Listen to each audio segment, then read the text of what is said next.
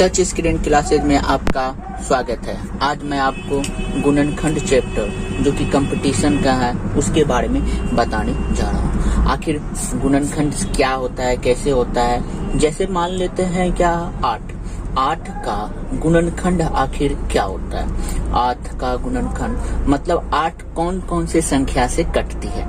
8 1 से कटता है, 8 2 से कटता है, 8 4 से कटता है और 8 से भी कटता है। यह इसका गुणनखंड हो गया है। ये इस संख्या का क्या हो गया है, गुणनखंड हो गया। 8 का गुणनखंड 1 2 4 8। टोटल इसके गुणनखंडों की संख्या यहाँ पे अब अगर आपसे पूछा जाएगा 8 के गुणनखंडों की संख्या तो ये आपका क्या हो जाएगा, टोटल 4 हो जाएगा।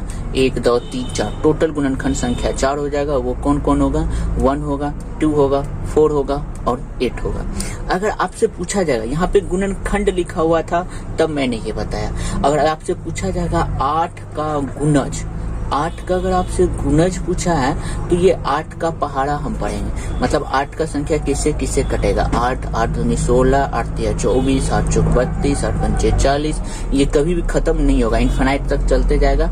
ये इस संख्या का क्या हो जाएगा, गुणज हो जाएगा। मतलब 8 का गुणज है 8 16 24 32 40 और लेकिन 8 का गुणनखंड जो 8 से कटेगा, 8 से मात्र एक संख्या कटती है, 2 4 और 8। तो ये है। तो इस तरह से हम बड़े बड़े संख्याओं का गुणनखंड इस तरीके से अगर खोजते चलेंगे तो बहुत ज्यादा टाइम हो जाएगा, तो बहुत ज्यादा टाइम लगेगा। इसके लिए एक शॉर्ट तरीका है। पहले आपका 8 का क्या करना है, फैक्टर करना है। 8 का फैक्टर करने के लिए हम 2 को क्या किए हैं, 4 से किए हैं, फिर 2 का 2 से किए हैं, 2 का 1 से किए हैं। देन हम 8 को लिख सकते हैं 2 गुना 2 गुना 2।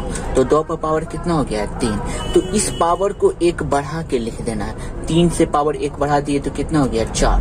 तो ये 8 के गुणनखंडों की संख्या हो गई। तो आपसे पूछा जाएगा 8 के गुणनखंडों की संख्या कितनी है, तो 8 के गुणनखंडों की संख्या 4 है। जैसे मैम आपसे बोल रहे हैं 25 के गुणनखंडों की संख्या कितनी है। तो 25 आखिर कटता किससे किससे है। एक 1 से कटता है, एक 5 से कटता है और एक किससे कटता है, 25 से कटता है। तो अब हम 25 को भी डिवाइड करना स्टार्ट किया। 25 जैसे डिवाइड करेंगे तो 5 से ही कटेगा और 5 का क्या हो जाएगा, 1। देन हम 25 को लिख सकते हैं 5 × 5। तो यहाँ पे हम 5 का स्क्वायर, चूंकि हमने यहाँ पे पावर में 1 ऐड किया था तो पावर यहाँ पे 2 है, 2 में 1 ऐड करेंगे तो कितना हो गया, गुणनखंडों की संख्या 3। तो ये आपका 25 के गुणनखंडों की संख्या 3 है। वो कौन कौन सा संख्या है, 1 5 25।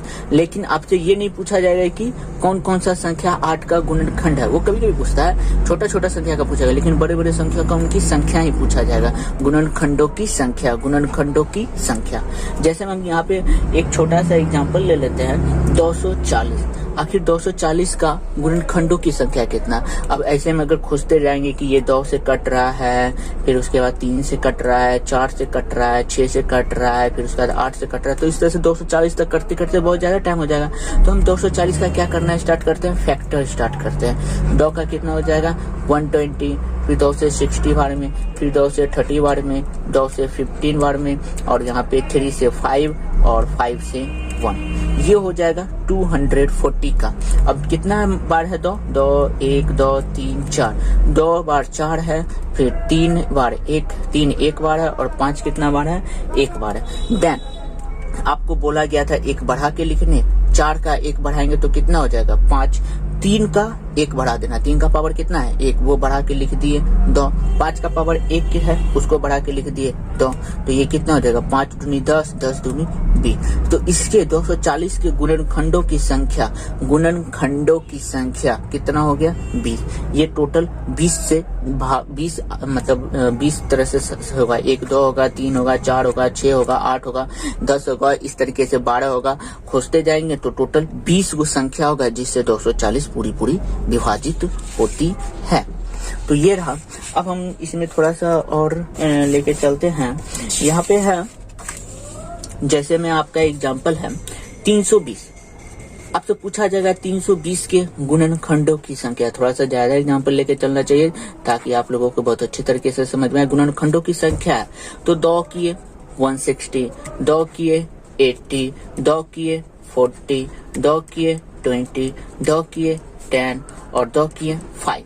ये हो गया, और 5 को 1 बार में तो डिवाइड कर ही देंगे। तो मतलब 320 को हम लिख सकते हैं, 2 कितनी बार है, 2 2 4 2 3 6, 160 80 40 20 10, ठीक है। तो यहाँ पे कितना बार हो गया, ये 6 बार, तो 2 4 2 6।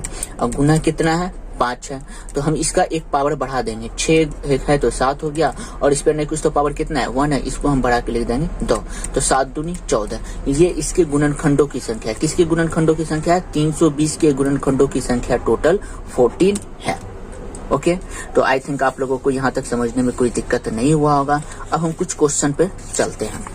क्वेश्चन में आपको बोला गया है कि 240 के कुल गुणनखंडों की संख्या ज्ञात कीजिए। यहाँ पे आपको लिखा गया 240 के कुल गुणनखंड, तो 240 को हम अब फैक्टर करना स्टार्ट करते हैं। ये अभी सवाल जस्ट बनाए थे, यहाँ पे 120 किए, यहाँ पे अब 60 किए, फिर उसके बाद 30 किए, फिर उसके बाद यहाँ पे 15 किए, 15 के बाद 3 कटे, 3 से 5 बार में, तो हम 240 को लिख सकते हैं 2 to the power 4, 3 पर पावर 1, 5 पर पावर 1। अब हमको इसके पावर को क्या करना है, 1 बढ़ा देना है, 4 1 5, 2 10, फिर यहाँ पे 2, तो कितना हो जाएगा, क्योंकि इसका भी पावर तो बढ़ाना है, 5 दूनी 10, 10 दूनी 20।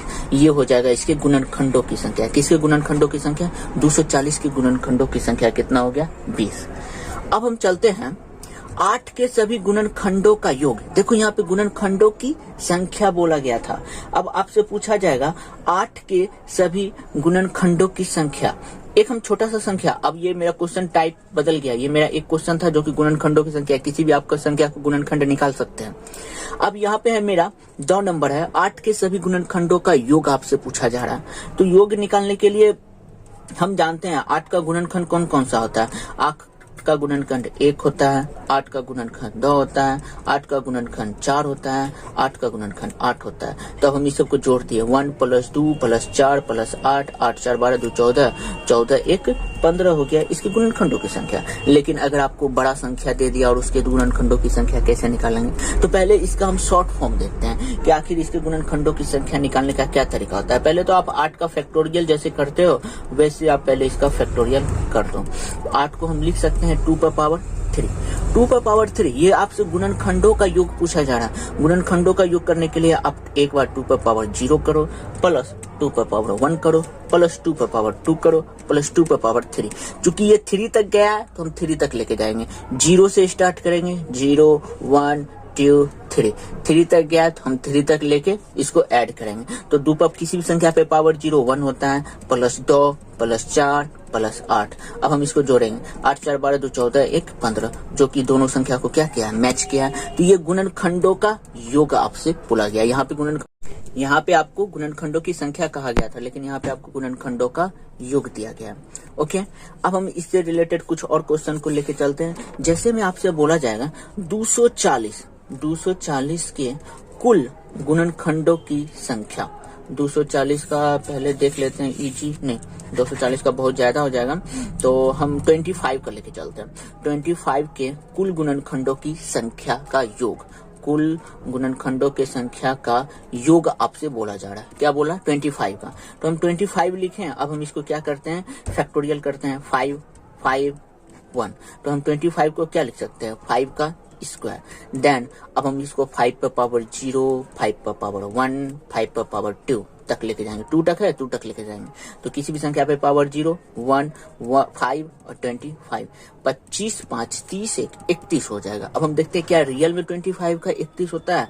तो हम यहाँ पे जानते हैं 25 1 से भी डिवाइड होता है, 25 5 से डिवाइड होता है, और 25 25 से डिवाइड होता है। इसके अलावा किसी चीज से डिवाइड नहीं होता है। तो अब हम इस सब का एड करेंगे, 1 + 5 + 25 किसके बराबर हो गया, 31 के बराबर। ये हो जाएगा इसके गुणनखंडों की संख्या का योग, 25। अब हम कुछ इजी सा लेके चलते हैं, 16 लेके चलते हैं। 16 क्या हो जाएगा, 2 का 8, 2 का 4, 2 का 2 और 2 का 1। ये हो गया। तो हम 16 को लिख सकते हैं 2 पर पावर 4, 2 पर पावर 4 लिखने का मतलब 2 पर पावर 0 प्लस 2 पर पावर 1 प्लस 2 पर पावर 2 प्लस 2 पर पावर 3 प्लस 2 पर पावर 4। अब हम इसको लिख सकते हैं 1 प्लस 2 प्लस 4 प्लस 8 प्लस 16। तो कितना हो जाएगा 16 4 20 10 30 1 31 हो जाएगा इसके गुणनखंडों की संख्या। आप देखते हैं सही में क्या 16 का है। 16 1 से कटता है, 2 से कटता है, 4 से कटता है, 8 से कटता है और 16 से कटता है। 16 4 20 8 20 10 30 1 31। इसका भी संख्या का क्या हो गया योग 31 ही हो गया। इसका मतलब इसके अगर आपका गुणनखंडों का योग आपसे पूछा जा रहा है, गुणनखंडों का योग पूछा जा रहा है, तो पहले उसका फैक्टोरियल करो। फैक्टोरियल करने के बाद पावर जितना रहेगा उस पावर को 0 से लेके उस पावर तक ले जाके ऐड कर दो। यह आपके गुणनखंडों का योग हो जाएगा। आई थिंक आपको यहाँ तक समझने में कोई दिक्कत नहीं हुआ होगा।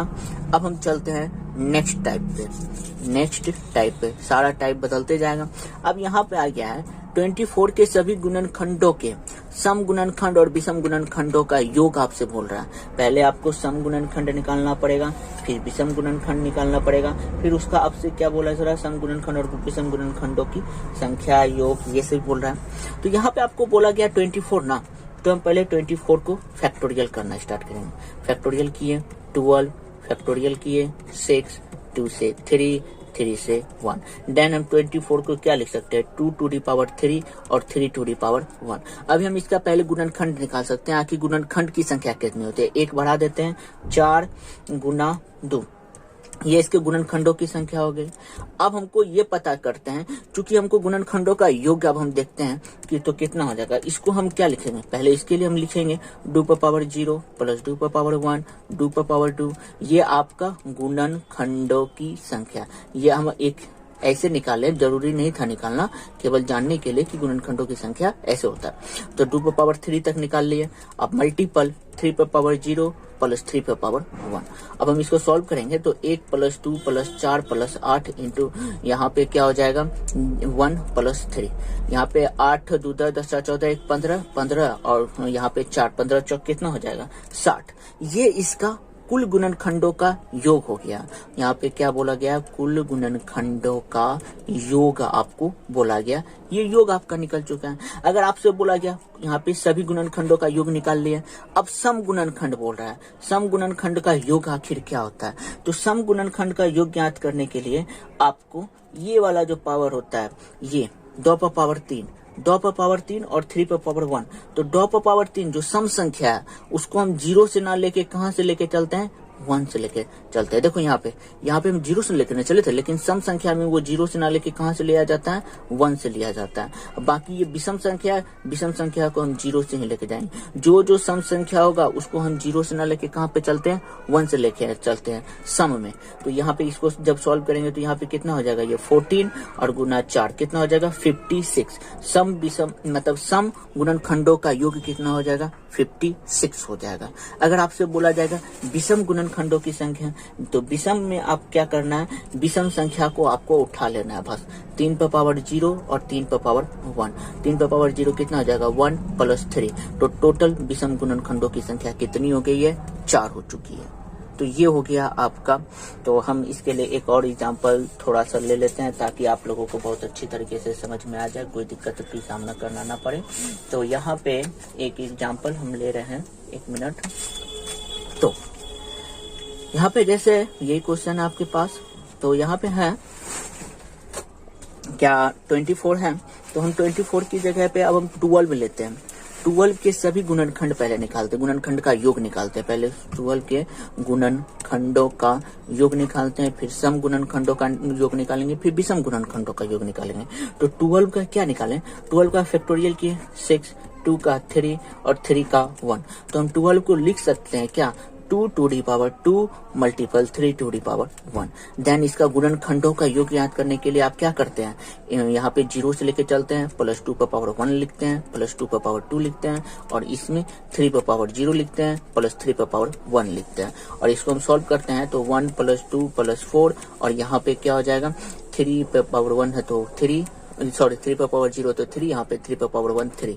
4 2 6 1 7, यहाँ पे 4 7 चौक कितना हो गया 28 हो गया इसके गुणनखंडों का योग। योग हो गया इसके 28, गुणनखंडों का क्या हो गया योग, कितना हो गया 28, किसका 12 का।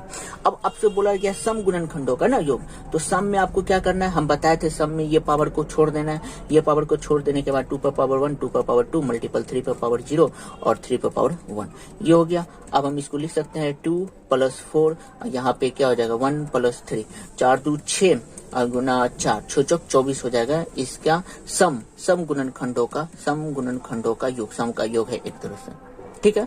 अगर आपसे आप विषम का बारे में पूछा गया तो विषम में हम आपको क्या बताए थे कि विषम में आप केवल विषम को लिखो, सम को आपको नहीं लिखना है। तो विषम में मेरा कितना है, केवल विषम 3 है, तो हम 3 को ले जाएंगे, 3 पर पावर 0 और 3 पर पावर 1, ये हो गया। और 3 पर पावर 0 क्या हो जाएगा 1 + 3, ये हो जाएगा इसके विषम गुणनखंडों का योग। विषम गुणनखंडों का ये क्या हो जाएगा, योग हो जाएगा, कौन 4th।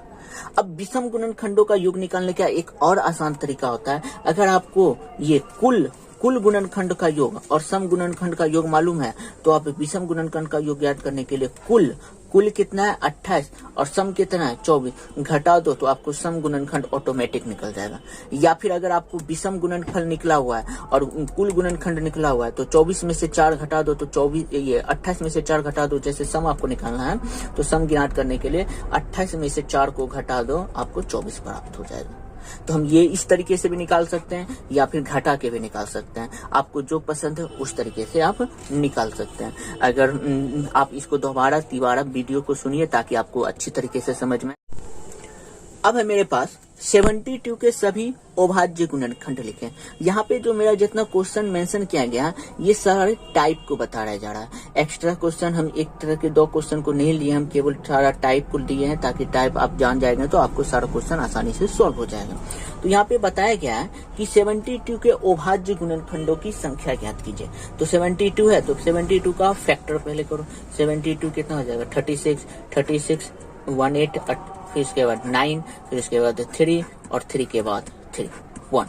तो यहाँ पे हम 72 को क्या लिख सकते हैं 2 to the power 3 multiple 3 to the power 2। चूंकि आपसे क्या बोला गया है अभाज्य गुणनखंड, तो अभाज्य गुणनखंडों की संख्या यहाँ पे हम क्या लिखेंगे, अभाज्य गुणनखंडों की संख्या। क्या आपको बोला गया अभाज्य गुणनखंडों की संख्या इज इक्वल टू इसका जो पावर है 3 और इसका जो पावर है 2, इन दोनों को आप ऐड कर दीजिए, कितना हो जाएगा 5, यही हो जाएगा आपका अभाज्य गुणनखंडों की संख्या। 72 के अभाज्य गुणनखंडों की संख्या पहले 72 का फैक्टर कर लेना है और उसको जो फैक्टर करने पे जो पावर होगा उस पावर को क्या कीजिए आप आंख बंद करके ऐड कर दीजिए, यही हो जाएगा उसके अभाज्य गुणनखंडों की संख्या। कैसे, देखो यहाँ पे अभाज्य गुणनखंड हम जानते हैं अभाज्य संख्या कहाँ से स्टार्ट होता है, अभाज्य संख्या आपका 2 से स्टार्ट होता है, 2 3 5 7 11 13, इस तरीके से मेरा अभाज्य गुणनखंड स्टार्ट होता है। तो यहाँ पे हम जब सॉल्व किए तो 2 कितनी बार आया 1 2 3 और फिर इसके बाद 3 कितनी बार आया 2, मतलब टोटल अभाज्य संख्या कितनी है 1 2 3 4 5, तो 5 अभाज्य संख्या है, मतलब अभाज्य गुणनखंडों की संख्या टोटल कितनी है 5 है। हम इस तरीके से भी सॉल्व कर सकते हैं या यहाँ पे हम गिन के भी लिख सकते हैं। तो यही हो गया इसके अभाज्य गुणनखंडों की संख्या। अब हम इसके लिए एक छोटा सा एग्जाम्पल लेके चलते हैं। जैसे में यहाँ पे आपको दे दिया गया है 48 से आपसे पूछा जाएगा अभाज्य गुणनखंडों की संख्या। हम इसका फैक्टर करना स्टार्ट करते हैं। 48 का क्या लिख सकते हैं 24 को हम क्या लिख सकते हैं 12 को लिख दिए 6 के बाद 2 के बाद 3 का पावर 1। अब हम 48 को लिख सकते हैं 2 पर पावर 4 और 3 पर पावर 1। अब हम इसके पावर को क्या कर देना है ऐड कर देना है, 4 + 1 क्या हो जाएगा 5, यही हो जाएगा इसके अभाज्य गुणनखंडों की संख्या। ये तो आपको आसानी से पता चल गया अभाज्य गुणनखंडों की संख्या ये कैसे होगी। अब थोड़ा सा और दूसरे क्वेश्चन की ओर चलते हैं। जैसे हम यहाँ पे एक और क्वेश्चन लेके चल जाते हैं। जैसे यहाँ पे 12 में अभाज्य गुणनखंडों की संख्या 2 पर पावर 6 2 पर पावर 3 3 पर पावर 1, देन 12 को हम लिख सकते हैं 2 का स्क्वायर प्लस मल्टीपल 3 पर पावर 1, देन इसके पावर को 1 बढ़ा दो 3 गुना 2 इज इक्वल टू कितना हो जाएगा 6। जैसे हम 108 को लेके चलते हैं, 108 को क्या लिख सकते हैं 2 पर पावर 54, 2 को हम क्या लिख सकते हैं 27, 3 को 9, फिर इसके बाद 3 को 3 और 3 को 1, ये लिख सकते हैं। मतलब 108 को क्या लिख सकते हैं, 2 का 2 और 3 का 3। तो इसके पावर को क्या कर देना है, ऐड कर देना है। 2 + 3 = कितना हो जाएगा, 5। तो 108 के अभाज्य गुणनखंडों की संख्या कितनी हो गई है, 5। यहाँ पे जैसे हमने सॉल्व किया है, तो यही हो जाएगा आपके अभाज्य गुणनखंडों की संख्या। अब हम आपका 5वां नंबर क्वेश्चन पे लेके चलते हैं। आखिर 5वां नंबर क्वेश्चन क्या है। 5वां नंबर क्वेश्चन में आपका है 2 to the power 3, 2 to the power 3 multiple 5 to the power 7 multiple 21 to the power 4 multiple 10 to the power 8। तो ये था अभाज्य गुणनखंडों की संख्या। तो अब आपसे बोला जा रहा है कि इसमें अभाज्य गुणनखंडों की संख्या ज्ञात कीजिए। चूंकि हम जानते हैं अभाज्य गुणनखंड मेरा कहाँ कौन कौन सा संख्या होता है। अभाज्य गुणनखंड होता है 2 होता है, 3 होता है, 5 होता है, 7 होता है, 11 होता है, 13 होता है, जो अभाज्य गुणनखंड। तो ये मेरा अभाज्य है, ये अभाज्य है, लेकिन ये और ये मेरा अभाज्य गुणनखंड नहीं है। तो हम इस दोनों को अभाज्य गुणनखंड में बदलेंगे। मतलब ऐसा संख्या लेंगे जो सबसे छोटा छोटा अभाज्य संख्या को लेके ये बना हो। तो देन हम इसको, ये तो अभाज्य गुणनखंड नहीं है तो हम इसको जस का ये सॉरी अभाज्य गुणनखंड है तो हम इसको जस का तस ये दोनों को लिख दिए। अब हमको इसको तोड़ना पड़ेगा क्योंकि 21 डिवाइड होता है, 3 से भी डिवाइड होता है, 7 से भी डिवाइड होता है, 1 से भी डिवाइड होता है, 21 से भी डिवाइड होता है। देन हम इसको अभाज्य संख्या नहीं कह सकते हैं। तो हम इसको तोड़ने के लिए हम क्या लिख सकते हैं, इसको 3 to the power 4 multiple 7 to the power 4 लिख सकते हैं। ये भी मेरा अभाज्य संख्या और ये भी मेरा क्या है, अभाज्य संख्या। 3 भी अभाज्य संख्या है, 7 भी अभाज्य संख्या। अब हम 10 को क्या लिख सकते हैं, 2 to the power 8 multiple 5 to the power 8। तो चूंकि 5 दूनी 10, 10 पर पावर 8 हम इस तरह से लिख सकते हैं। तो ये 2 to the power 8, 5 to the power 8, 5 दूनी 10, 7 या 21। ये इस तरीके से हम क्या कर सकते हैं, इसको मेंशन कर सकते हैं। तो ये इसके क्या हो गया, अभाज्य गुणनखंड हो गया। अब हमको अब इसके पावर को क्या कर देना है, ऐड कर देना है। इसका जो पावर क्या है, 2 + 7 + 4 + 4 + 8 + 8, 8 8 16 4 20, 20 4 24 2 26 और 26 6 कितना हो जाएगा, 26 सॉरी कितना हो जाएगा, यहाँ पे 2 1, यहाँ पे पावर 3 है, यहाँ पे सॉरी पावर 3 है, पावर 3 है। तो 7 3 10, 10 4 14, 4 18, 18 8 26 और 26 8 क्या हो जाएगा, 34 हो जाएगा। तो इसके अभाज्य गुणनखंडों की संख्या कितनी हो गई है, 34। जैसे यहाँ पे सेम वही क्वेश्चन है, 6 to the power 4 multiple 8 to the power 6 multiple 10 to the power 8 multiple 12 to the power 10 के व्यंजक में अभाज्य गुणनखंडों की संख्या आपसे पूछा जा रहा है। तो इसके अभाज्य गुणनखंड, यहाँ पे कोई भी संख्या अभाज्य गुणनखंड नहीं है क्योंकि ये 2 से भी कट रहा है, 3 से भी कट रहा है, 6 से भी कट रहा है। तो ये अभाज्य गुणनखंड नहीं है, इसको हम अभाज्य गुणनखंड में बदलना पड़ेगा। तो अभाज्य गुणनखंड मेरा कहाँ से स्टार्ट होता है, 2 3 5 7 11 से स्टार्ट होता है। देन हम इसको 2 3 5 7 में बदलना पड़ेगा। 2 से बदलते हैं 2 to the power 4 multiple 3 to the power 4 ही बदल सकते हैं।